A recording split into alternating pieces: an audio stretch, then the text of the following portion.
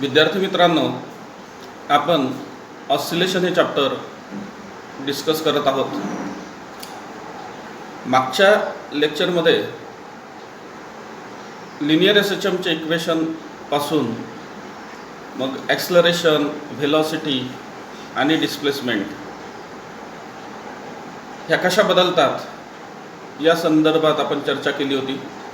आज व्हेलॉसिटीचं सूत्र घेऊन त्यापासून डिस्प्लेसमेंटचं सूत्रसुद्धा आपल्याला ऑब्टेन करायचं आहे आणि सोबतच लिनियर एसएचएम ही जर दोन वेगवेगळ्या पोझिशनमधून सुरू होत असेल,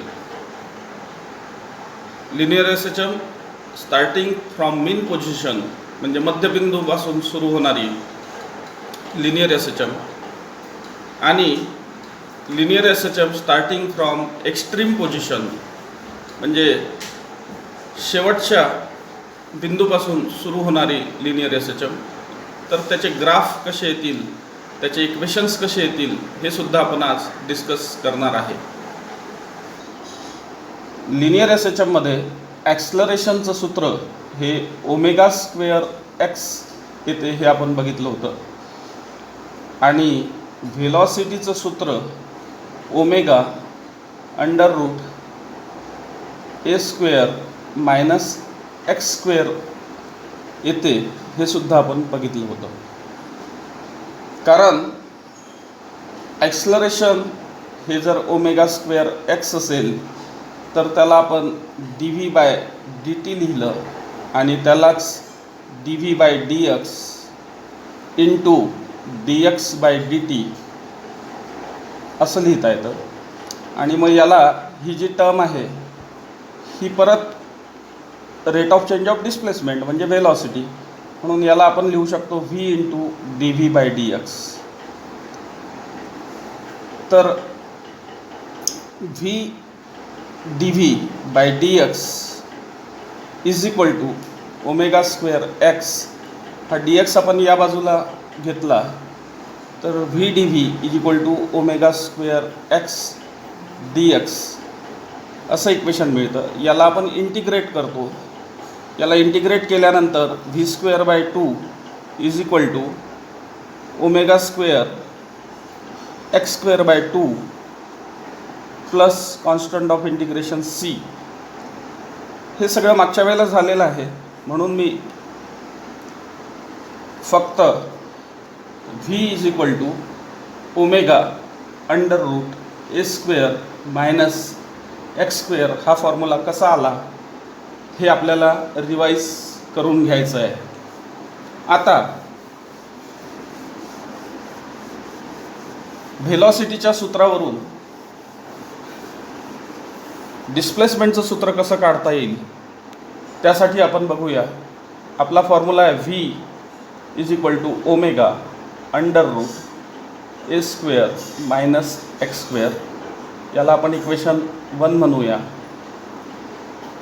V can be written as d x by D t, rate of change of displacement म्हणजे व्हेलॉसिटी, म्हणून d x by D t is equal to omega under root A square minus x square.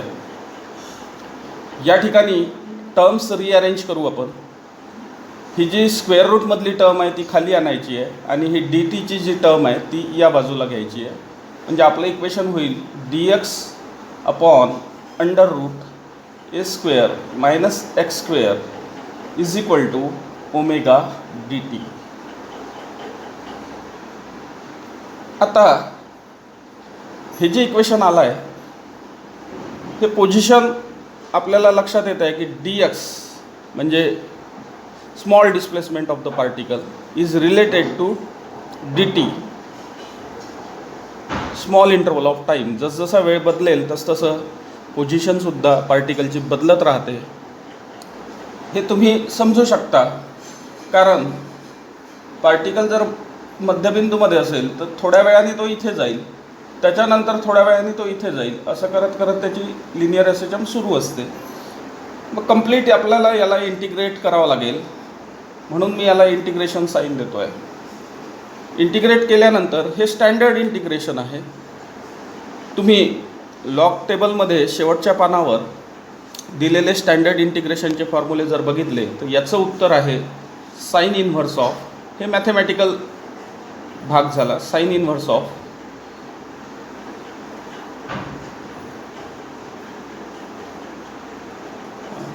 Standard integration आपलं येईल sine inverse of X upon A, आणि या बाजूला integration येईल omega T plus alpha. आता sine inverse ही term आल्यामुळे आपण दोन्ही बाजूला साइन फंक्शन घेऊ. So that will be sine inversion of X by A. So this side it will be sine cut होऊन जाईल, एक्स बाय येईल आणि इथे येईल sine of omega T plus alpha. Alpha is constant of integration. याचा अर्थ आपल्याला डिस्प्लेसमेंटचं सूत्र आता या ठिकाणी मिळतं आहे. डिस्प्लेसमेंटचं सूत्र होईल एक्स इज इक्वल टू, हा ए या बाजूला जाईल, X is equal to A sine ब्रॅकेटमध्ये ओमेगा टी प्लस अल्फा.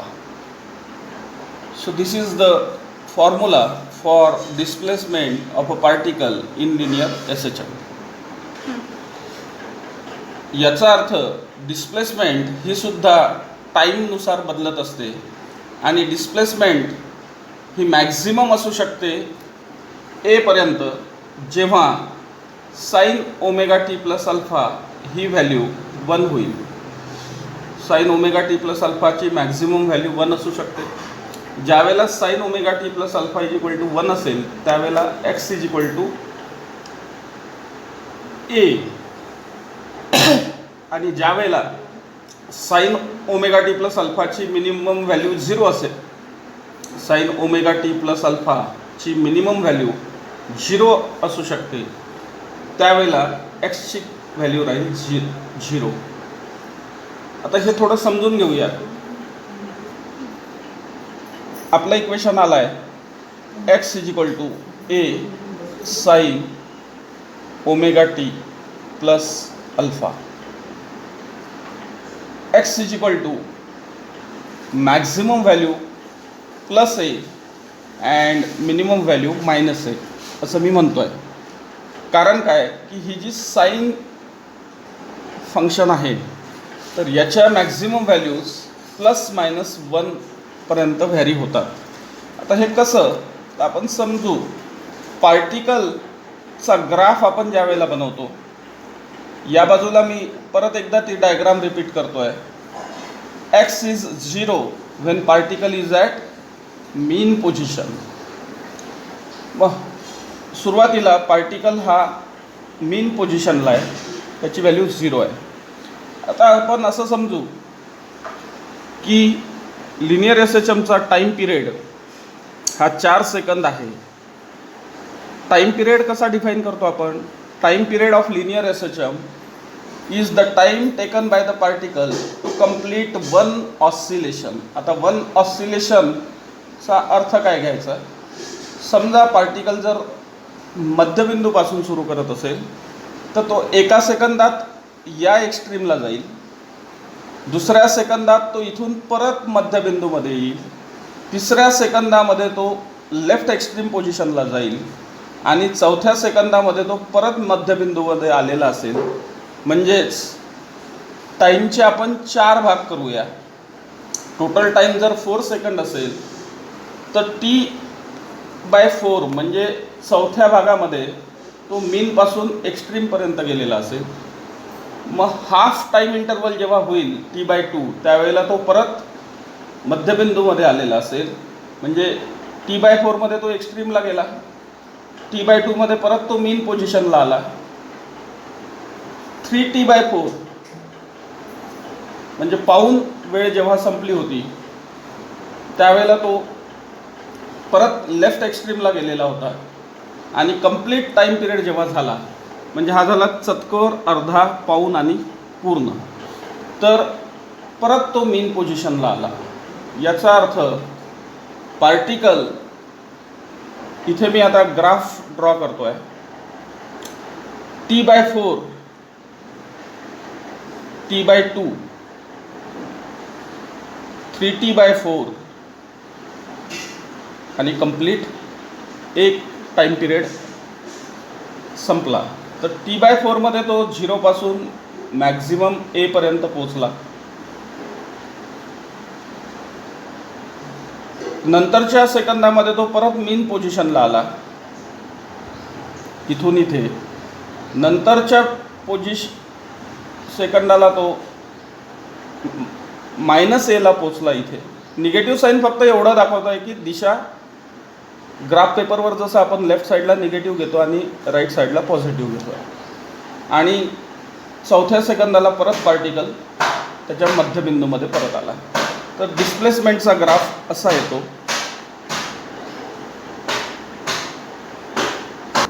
आपण लिनियर SHMमध्ये 2 केसेसचा अभ्यास करणार आहे. If particle starts is SHM from mean position आणि particle starting SHM from extreme position. आता प्रत्यक्षात 3 ग्राफ आपल्याला ड्रॉ करायचे आहेत. डिस्प्लेसमेंट, व्हेलॉसिटी आणि ॲक्सलरेशन. पार्टिकल जर मीन पोझिशनपासून सुरू करत असेल तर सुरुवातीला x इज 0, नंतर पार्टिकल या पोझिशनला जाईल एक्स्ट्रीमला +a, तिथून रिटर्न येईल असं आपण म्हणतो. मी इथे ग्राफवर दाखवतो आहे. x सुरुवातीला 0 आहे आणि 1/4 टाईममध्ये तो एक्स्ट्रीम पोझिशनला पोचला आहे.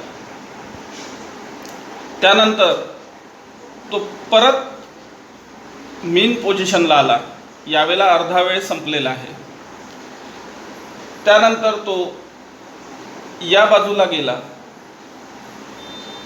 त्यावेळेला पाऊण वेळ संपलेली आहे 3T/4, आणि परत तो मीन पोझिशनला आला. म्हणजेच displacement if particle starts from mean position, डिस्प्लेसमेंटचा ग्राफ असा येईल. साईनची कर्व येईल ती पूर्ण. व्हेलॉसिटीच्या बाबतीत काय होतं, मध्यबिंदूमध्ये व्हेलॉसिटी मॅक्झिमम असते आणि व्हेलॉसिटी मॅक्झिमम म्हणून a दाखवतो आहे मी इथे. मग पार्टिकल जेव्हा एक्स्ट्रीमला जाईल व्हेलॉसिटी 0 झालेली असेल. त्यानंतर व्हेलॉसिटीचा ग्राफ असा येईल. a 0 to -a. आता टाईम इंटरवल तुम्ही मॅच करून घेऊ शकता. If we think of acceleration, ॲक्सलरेशनचा ग्राफ हा एक्झॅक्टली डिस्प्लेसमेंटच्या उलट येतो. So it will be like this. This is the graph for acceleration. ॲक्सलरेशनच्या व्हॅल्यूज ह्या व्हेलॉसिटीच्या व्हॅल्यूज आहेत. ॲक्सलरेशन 0 to -a², परत 0 to +a², again 0. So these are the graphs if particle starts from mean position. In case of extreme position, particle हा extreme left पासून SHM सुरू करताय असं आपण कन्सिडर करू. तर तो आधी मध्यबिंदूमध्ये येईल, मग तो राईट एक्स्ट्रीमला जाईल. म्हणजे पार्टिकल इथून रिलीज केला आहे आपण. म्हणून डिस्प्लेसमेंटचा जो ग्राफ येईल, डिस्प्लेसमेंटच्या ग्राफमध्ये सुरुवातीला पार्टिकल a दाखवावं लागेल. इथे x ची व्हॅल्यू 0 आहे. हा ग्राफ असा येईल. a वरून तो 0 आला, 0 वरून एक्स्ट्रीमला गेला परत. So that graph will be something like this. तर ग्राफ काढताना मी +a दाखवला इथून. म्हणजे आपण कन्सिडर असं करू की पार्टिकल आपण इथून सोडला +a पासून, मग तो 0 आला, 0 वरून -a गेला. ठीक आहे ना. -a वरून परत 0 आला, -a वरून परत 0 आला. आणि 0वरून परत मग तो प्लस एला आला इकडे. हा ग्राफ आला आहे डिस्प्लेसमेंटचा. व्हेलॉसिटीचा जर ग्राफ बघितला तर व्हेलॉसिटी या बिंदूला 0 असते, मग तो इकडे चालला आहे म्हणून निगेटिव्ह व्हेलॉसिटी दाखवू आपण. मग 0 to -a omega, -a omega to 0 इथे, परत 0 टू +a ओमेगा इकडनं जाताना, आणि प्लस ओमेगा टू 0. सो व्हेलॉसिटीचा ग्राफ हा -a omega to +a omega अशी कर्व येईल. ॲक्सलरेशनच्या बाबतीत मी जसं मगाशी सांगितलं की ॲक्सलरेशन हा एक्झॅक्टली मिरर इमेज असतो डिस्प्लेसमेंटची. सो ॲक्सलरेशनचा ग्राफ जो येईल तो असा येईल, कारण पार्टिकल इथे होता त्यावेळेला त्याचं ॲक्सलरेशन, कारण तो विरुद्ध दिशेने चालला आहे, -a ओमेगा स्क्वेअर राहील. -a ओमेगा स्क्वेअर कारण तो इकडे येतो आहे. मध्यबिंदूमध्ये आल्यावर ॲक्सलरेशन 0 होईल. मग इथे पोचल्यावर त्याचं ॲक्सलरेशन +a ओमेगा स्क्वेअर होईल या बिंदूला, +a ओमेगा स्क्वेअर. परत तो मध्ये आल्यावर 0 होईल आणि इथे आला म्हणजे परत -a ओमेगा square. So these are the 2 graphs. If particle starts its SHM from mean position and particle starts its SHM from extreme position. 3 मार्कासाठी हा प्रश्न बोर्डाच्या परीक्षेमध्ये बरेचदा विचारतात. Graphical representation of linear SHM. पुस्तकामध्ये आणखी एक टॉपिक आहे, linear SHM is a projection of UCM along any diameter. SHM is a projection of UCM. SHM is a projection of UCM on diameter. याचा अर्थ काय या डायग्रामवरून आपण समजून घेऊया. 2 शब्द इथे आले आहेत. लिनियर सिंपल हार्मोनिक मोशन म्हणजे मागे पुढे होणारी गती आहे, आणि युनिफॉर्म सर्क्युलर मोशनमध्ये पार्टिकल हा सर्क्युलर पाथवर कॉन्स्टंट व्हेलॉसिटीनी कॉन्स्टंट स्पीडनी फिरत असतो. मी इथे एक डायग्राम काढतो आहे. समजा पार्टिकल हा लिनियर SHM परफॉर्म करतो आहे, तर आपण त्याच्यात 3 बिंदू दाखवतो. मीन पोझिशन, एक्स्ट्रीम पोझिशन, ही linear SHM to and fro मागे पुढे होणारी गती. पण आता याच डायग्राममध्ये मी a इतकं अंतर घेऊन एक सर्कल, a इतकी रेडियस घेऊन जर आपण एक सर्कल ड्रॉ केलं तर ते सर्कल साधारणतः असं सर्कल तयार होईल. आता आपल्याला पार्टिकलची जी मूवमेंट आहे ती पॅरलली 2 ठिकाणी बघायची आहे.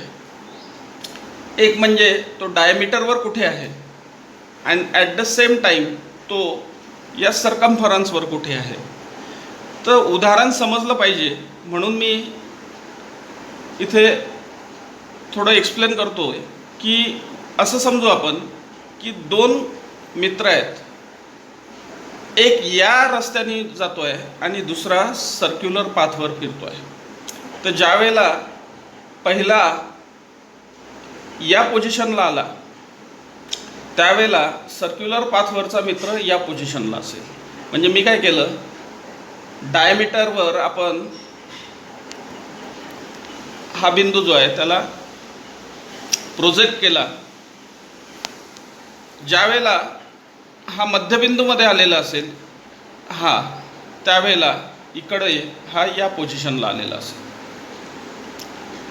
ज्यावेळेला हा इथे पोचेल त्यावेळेला इकडचा मित्र या ठिकाणी आलेला असेल. म्हणजे इथून जितकं अंतर याने ट्रॅव्हल केलं तितकंच अंतर इथून याने ट्रॅव्हल केलं आहे. फरक हा आहे की ही लिनियर SHM आहे आणि हे सर्क्युलर मोशन आहे. मग तो परत निघाला, तो इथे येईल त्यावेळेला इकडचा या पोझिशनला आलेला असेल, आणि तो जेव्हा परत इथे येईल तोपर्यंत हा इथे आलेला असेल.